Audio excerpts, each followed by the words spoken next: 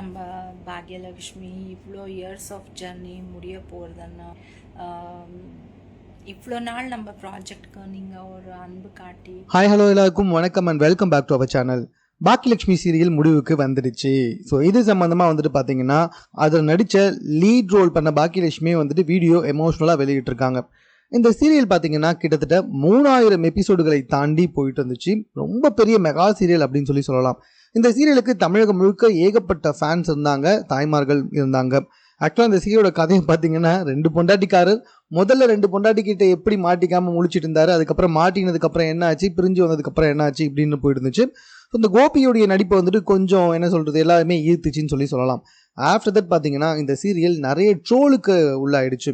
அதாவது பார்த்தீங்கன்னா நம்ம கோபி அண்ட் பாக்கியலட்சுமியோடைய மகள் இருக்காங்கல்ல, அவங்க டான்ஸ் ஆடுற மாதிரி டான்ஸ் ஷோவில் பார்ட்டிசிபேட் பண்ணுற மாதிரி அதில் ஒரு சீக்வல் கொண்டு வந்தாங்க.